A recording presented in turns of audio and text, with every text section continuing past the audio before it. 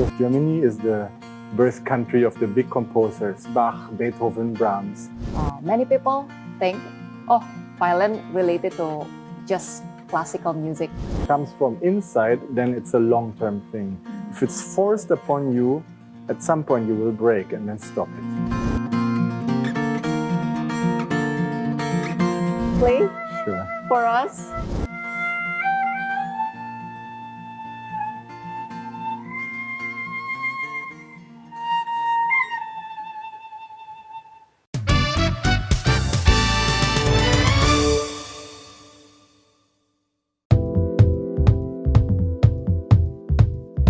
Hi everyone, welcome back to the lounge, ruang ngobrol santai tapi penuh makna bersama dengan tokoh-tokoh inspiratif. And today's episode is super special.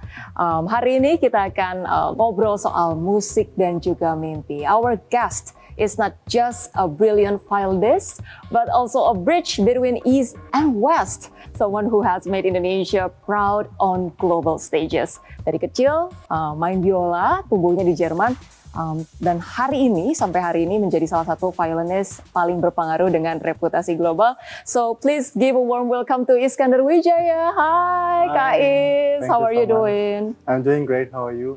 Oh, I'm doing great too. Thank you for having me. It's really exciting and great to have you here. Same pleasure. Ya, gimana? Ini baru aja konser. Gimana perasaannya? Yeah, excited banget. I put together a very special program. Yes. My signature mix of classical, because my background is still classical. I'm passionate about this kind of music, but I also memasukkan beberapa lagu-lagu pop, cover, film music, and original songs. So Wow. it's like a really colorful mix of special music that's dear to my heart. Wow. Dan judulnya adalah An Intimate Betul. Evening ya, Betul. with Iskandar Widjaja. Yes. Held in Kemang. I like this kind of small settings because you can approach the audience so directly and they can feel you, they can breathe you, and they can experience you very, very close up.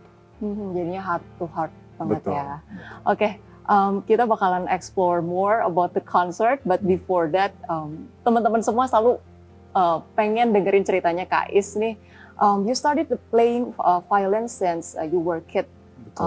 Boleh share nggak sih Kak kayak the reference, apakah itu kemudian dari orang tua? Karena aku pernah dengar juga nih, orang tuanya Kak Iskandar memang they love music. Yes. Dan nggak semua anak yang terlahir dari orang tua yang even the greatest musician gitu, anak-anaknya itu nggak selalu meneruskan legacy mereka dan bahkan kadang passionnya tuh jauh berbeda. Boleh share dikit nggak? Boleh. So I grew up in a family of artists. Kakek saya Udin Wijaya, komposer terkenal di era Soekarno. Yes. And so he made sure that all his kids would learn arts, dancing, classical music, European culture, Asian culture. And then he sent all of his kids to Germany to study. Why? Because Germany is the birth country of the big composers, Bach, Beethoven, Brahms. They're from Germany, and he thought it's the best way for them to learn and understand this music. So first was my uncle, then followed my aunt, and the third one was my mother. She was still 14 years old when she came to Germany, studied piano there, finished her A-levels in school, and then I was born. She would practice music by Chopin, by Bach, and I was sleeping under di bawah piano gitu, dan like really absorbing this kind of music with my daily life. Okay. So that was my first encounter with the music. Growing up in Germany, how many years have you stayed in Germany? So I was actually born in Berlin. Berlin is such a cultural city. You know, we have 7 professional orchestras in Berlin. We have amazing concert halls. The best teachers from all over the world. The best students coming to study music in Berlin. So the cultural influence in Berlin is very dense, it's very high. And I was fortunate enough to get all this exposure from very early on, had the best teachers, and the German have, as everybody knows, such a strong discipline about everything, not only music. But for them, classical music is something almost sacred. You know, they go regularly to concerts. It's very important. And many people play an instrument in Germany, which I like. It's a culture like You don't have to be a pro, but everybody has to kind of learn it there. So I like this kind of style. Wow. But then, how did the experience that you've grown for so many years in Germany about your discipline perspective and especially your taste of music? So in the beginning, violin was just a hobby for me. I practiced maybe 10 minutes a day. I would get a reward from my mom after 10 minutes. Oh, wow. And afterwards, it maybe increased to 1 hour a day. Once I got accepted, I saw that the level was very high. And naturally, I got very ambitious and I wanted to play more. My teacher was quite strict, but also caring. I'm still in very close contact with her. She's now 85 years old. My German teacher, Ursula Schulz. And so, yeah, of course, it affected me. But in the end, the discipline came from inside of me, not from external force. If it comes from inside, then it's a long-term thing. If it's forced upon you, at some point you will break and then stop it. I see. But then talking about violin, many people think, oh, violin related to just classical music. Dan kalau misalnya ngomongin soal Europe, Germany, German culture, nggak heran lah ya, sangat-sangat growing the industry gitu. Tapi kita tahu sendiri keberadaan the existence dari Kak Iskandar di Indonesia ini sangat-sangat digemari anak-anak muda, mereka yang mencintai classical music, even pop, atau mungkin genre-genre lainnya, mereka banyak mengetahui Kak Iskandar karena ternyata sosok muda yang hadir dengan kemampuan brilian yang luar biasa, ternyata bisa membawa genre-genre lainnya melalui instrumen ini diterima oleh banyak kalangan. Tapi kalau bicara mengenai the music industry sendiri, Kak Is awalnya merasa, di Jerman memang jelas ini jauh lebih terbuka, the opportunity and everything. Ataukah justru memang keinginan Kak Is sendiri dari awal berkarya di Indonesia? Atau seperti apa? Indonesia happened by chance. I did not plan it. I was going to an event with my father. I met a journalist. She wrote an article. I got a commercial offer. I started doing, TV, playing concerts over here. I noticed that classical music is very niche over here. It's still highly valued, but it's not very well known yet. And so I started to open up to other genres as well. And in the end, I came to the opinion and to terms.